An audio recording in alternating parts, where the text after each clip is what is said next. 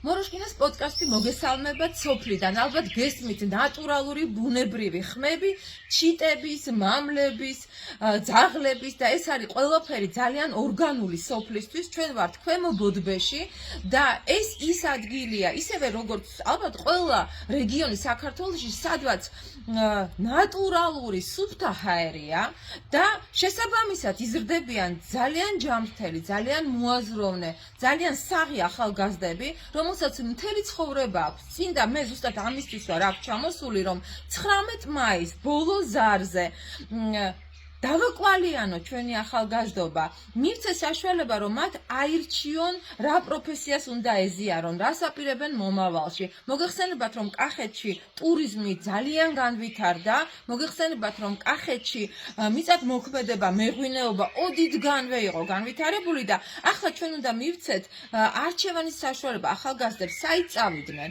და მე ძალიან დიდი მადლობა მინდა გადავუხადო ქვემო ბოდბეს ბიბლიოთეკას, იმიტომ რომ ამ ადამიანებმა იზრუნეს იმისთვის, რომ დღეს აქ მთელი სოფლებიდან ახალგაზრდების თავმოყრა მოხდარიყო და მათთან გასაუბრება საჭირბოროტო თემებზე, იმაზე რა გვაწუხებს.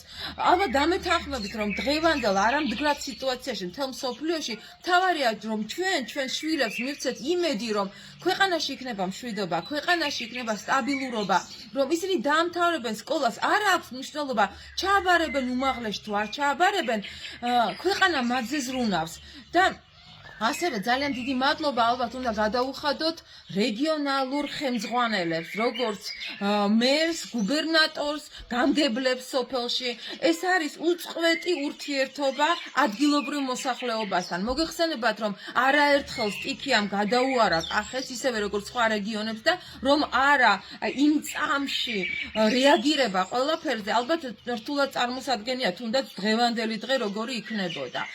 ის რომ ახალგაზრდებმა მოინდომეს შეხვედრა უფროსებთან, მოინდომეს დასწრებოდნენ აი ასეთ თემატიკას, როგორიც არის ცხოვრებისეული გზა, მომავალი პროფესიის არჩევა, ზოგადად გაზიარება იმის, რისი თქმაც ჩვენ მათთვის გვინდა. მერწმუნეთ, რომ დღეს, როდესაც თბილისში ჩვენ ძალიან ბევრ საშუალებას ვაძლევთ ჩვენს ახალგაზრდებს, სოფლებში ბევრად მეტია საჭირო, ბევრად მეტი ყურადღებაა საჭირო. ისინი არ უნდა გრძნობდნენ თავს გარიყულებად, არ უნდა იყოს ძალიან დიდი დიფერენციაცია სკოლებსა და ქალაქში და სკოლებს სოფლებში. იმიტომ რომ ჩვენ უნდა მივეჩვიოთ ერთ რამეს, რომ სოფელი უნდა ცხოვრობდეს ძალიან ლამაზი, ლაღი ცხოვრებით, ოღონდაც მათ მინიმალური ის რაც ქალაქს აქვს, უნდა მიეწოდებოდეთ. ეს არის ყურადღება, ეს არის განათლებისთვის საჭირო ატრიბუტიკა, ეს არის ალბათ ის, რაც ჩვენ მოგცემს საშუალებას, რომ კი არ ვიყოთ თბილისი თავკომბალა, რომ მთელი საქართველო იყოს თვითკმარი, რომ სოფლებში ახალგაზრდები, რომლებიც იზრდებიან, მათ არ ჭირდებოდეთ წასვლა ცხოვრების საძებნელად ქალაქში. ან მიდიოდნენ სასწავლებლად და ბრუნდებოდნენ შემდეგ თავის ლამას.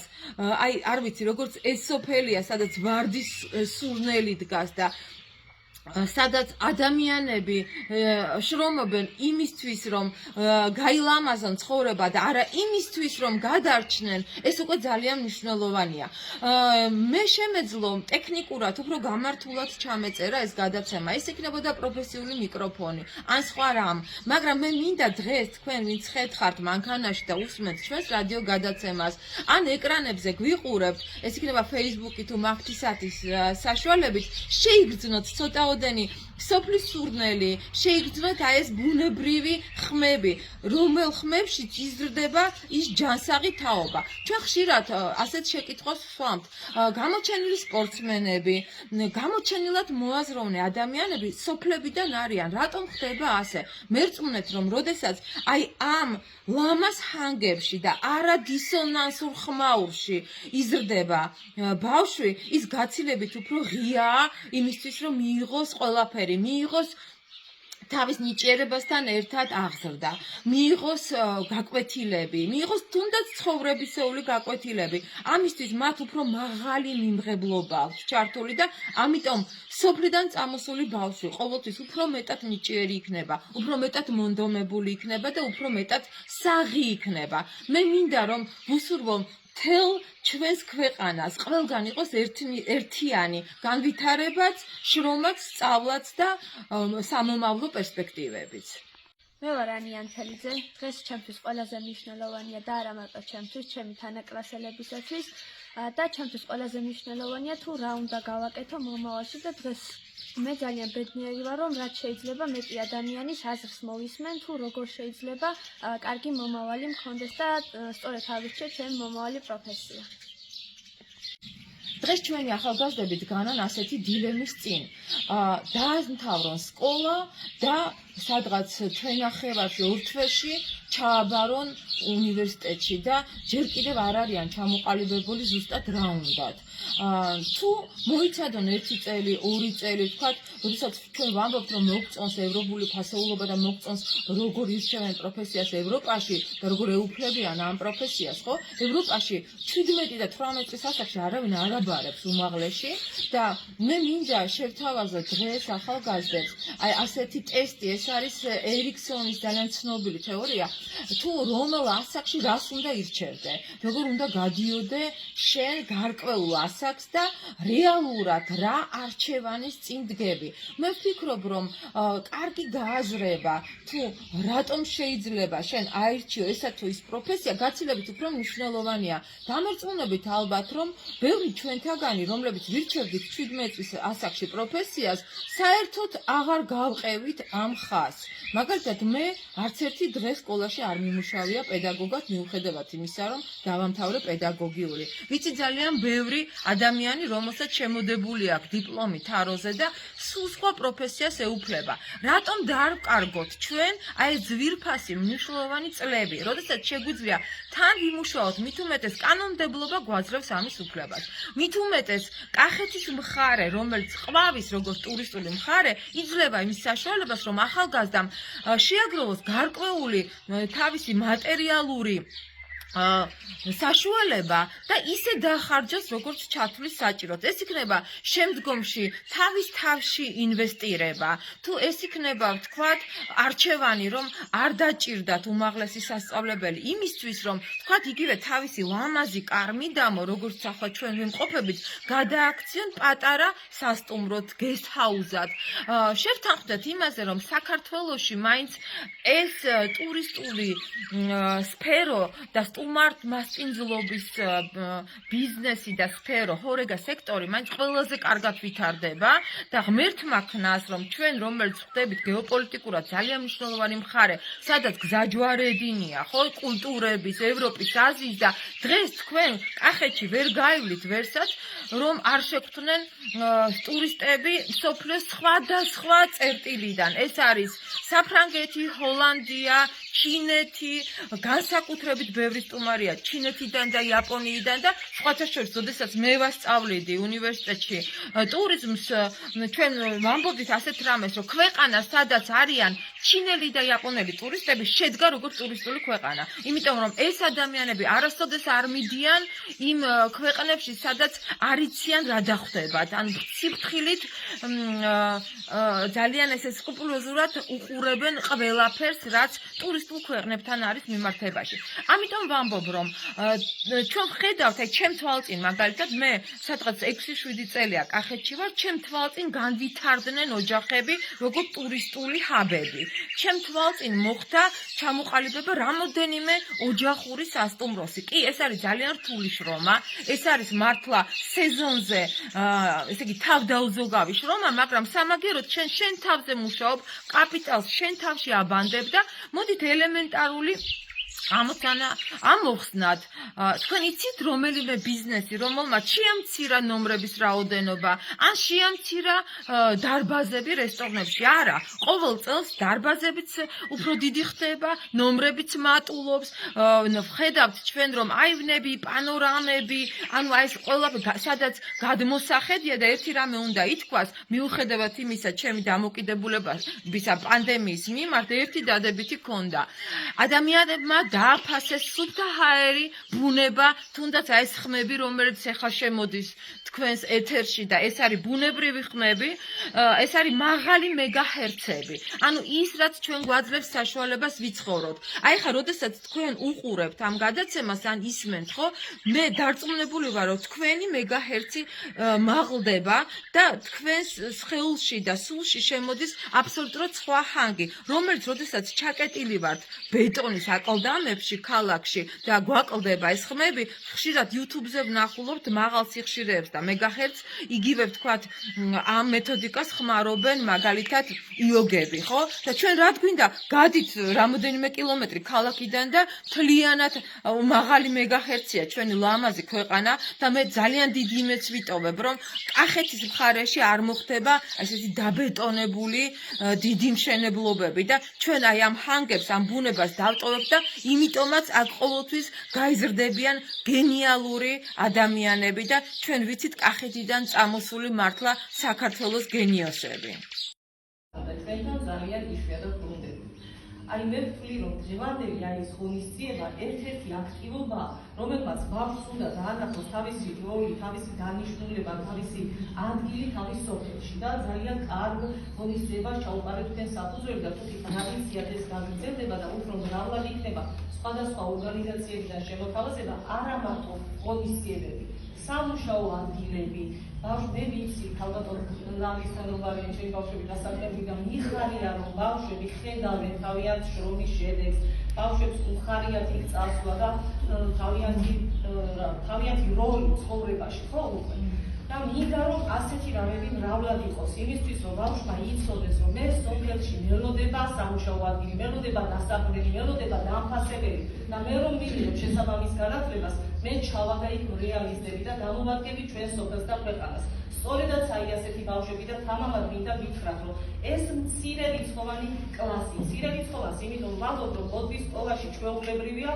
20-25 კლასიან ბავშვიანი კლასები პარალელებით გვაქვს ჩვენ სხვა სკოლებისგან განსხვავებით და თანაც მოდის ისეთი თაობა რომ დამეთანხმებით ჩვენ წელიწადი არ არის რომ აი ერთიანი ბავშვი ან არავინ რომ ეროვნულ გამოცდების გარეთ დარჩეს ბავშვი და სპეციალობის მიღმა დარჩეს რომ დაფინანსება არ მოიყოს დავუშვათ ბატონი ალექსანდრე დამეთანხმება 6 ბავშვი რომ არის 100%-იანი დაფინანსები და იქიდან 3 რო ქვემო გოჯბებია ასეთი ის გვაქვს ჩვენ ფაქტები ხო და ეს ძალიან სასიხარულოა და ეს არის სკოლის მასწავლებლების დამსახურება, ამ ბავშვების მშობლების დამსახურება და სოფლის დამსახურება, რა თქმა უნდა და ჩემი წვლილი კიდევ მინდა თამამად გითხრათ, რომ ძალიან ჩემები არიან ესენი.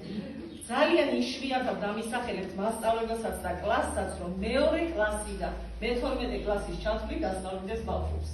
დავიწყეთ მათემატიკით, შემდეგ ჩავვრცეთ სამოქალაქო განათლება, შემდეგ გეოგრაფია და დღემდე ერთად მოვდივართ მე და ეს ბავშვები და ისეთი კარგად ვიცნობ, ალბათ მშობლებს გავეჯიბრები ამ ბავშვებთან ურთიერთობაში და ამ ბავშვების სიყვარულში. ბავშვებო, ძალიან მიხარიხარ, ძალიან მიყვარხარ და ძალიან მინდა რომ წარმატებულები იყო, თუმცა უკვე ხართ და თქვენი თავი ძალიან კარგად დაგვანახეთ ჩვენ ბევრ აქტივობაში. და ამ აქტივობებზე დღეს მე და თქვენი დამრიგებელი ვსაუბრობთ. ძალიან დიდია თქვენი დამრიგებლის როლი აი ამ ფუსფუსა და ხოთქოთა ადამიანის, რომელიც თქვენს გაწრიალებთ და მეც და მინდა მადლობა მასაც გადავუხადოთ თქვენი აი ასეთი სიკანისთვის, თქვენი ბევრი წარმატებისთვის და ძალიან დიდი მადლობა ერთხელ კიდევ თქვენ წარმატებებს გისურვებთ.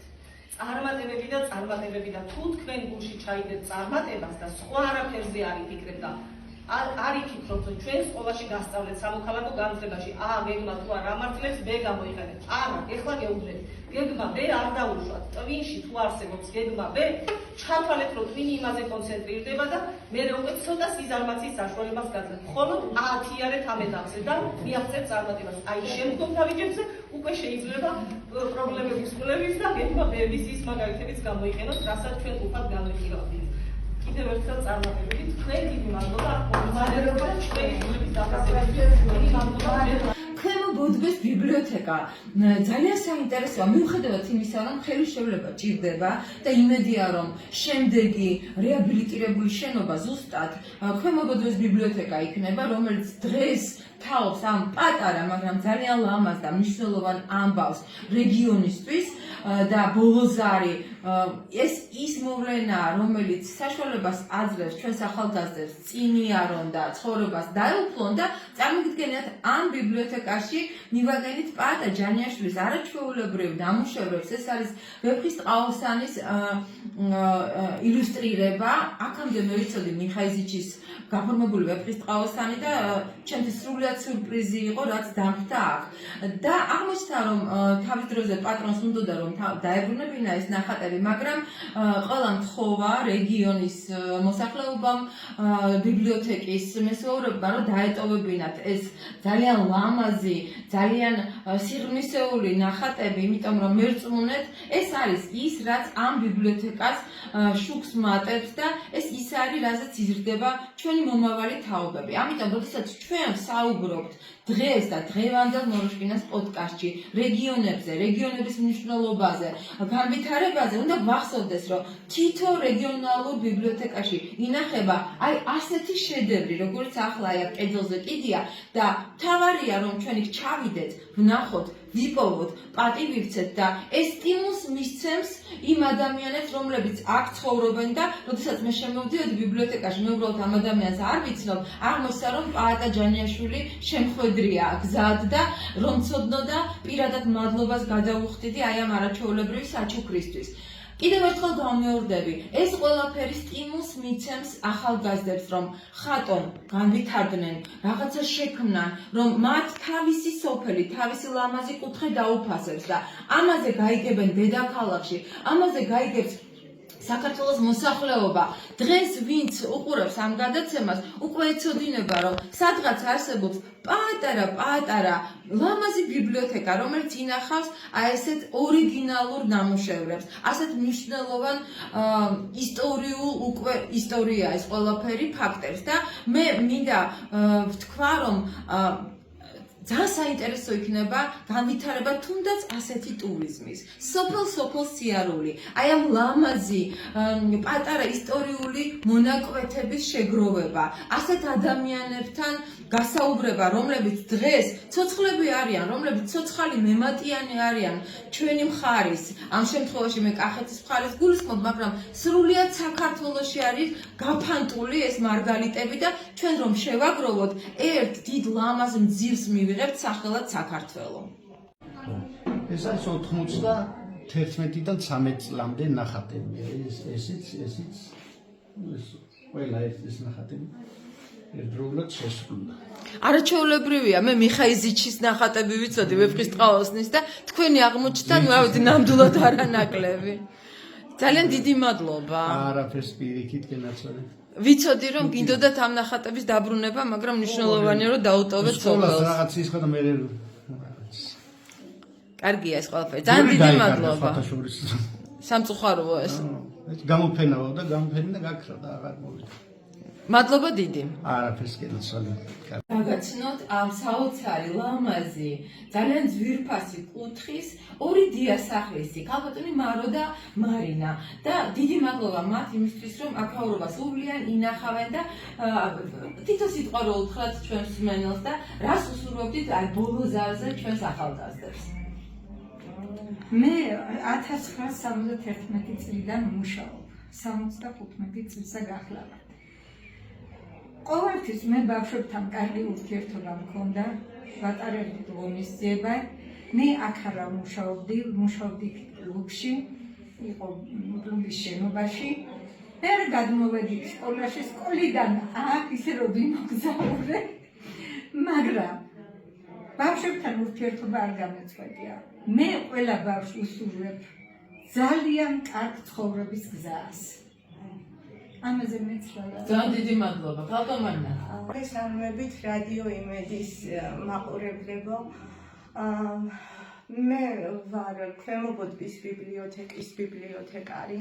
მარინა მაჭარაშვილი შრომითი საქმიანობა დავიწყე 1992 წლის 7 აპრილს ქვემო მაღაროს სასოფლო ბიბლიოთეკაში და შემდეგ სულ რამოდენიმე წერია დაახლოებით 6-7 წელია რაც ხელმძღვანელობამ გადმომიყვანა ქვემო ბოდბის ბიბლიოთეკაში ვართ ორი თანამშრომელი საკმაოდ დიდი სოფელია და დიდი ისტორიული წარსულის მქონე და ჩვენ ყველაფერს ვაკეთებთ საიმისოდ რომ ჩვენთან მოსული მკითხველი მიუხედავად თავისი პროფესიისა მიუხედავად თავისი განათლებისა ასაკისა არ დარჩეს უყურადღებოდ ჩვენი პრიორიტეტია მკითხველის ინტერესები და ყოველთვის წინა პლანზე მოვწევთ წიგნის პოპულარიზაციას ძალიან კარგია ტექნიკური წინსვლა მაგრამ წიგნის ადგილს წიგნის სუნს და წიგნის შუქს ვერაფერი ვერ შესწვლის ამ ქვეყნად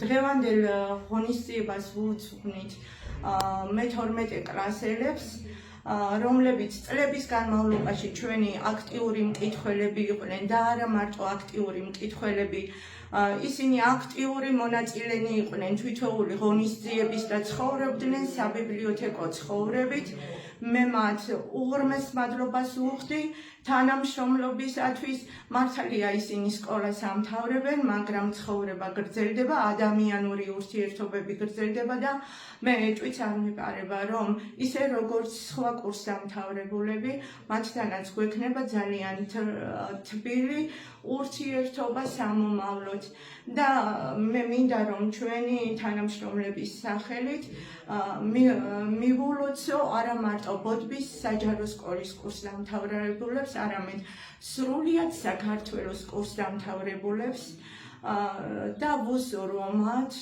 პირველ რიგში ჯანმრთელობა და ოცნებების აღდგენა ქვეყნისა და პირადი ცხოვრების საკეთილდღეოდ წარმატებებს ვუსურვებ ყველას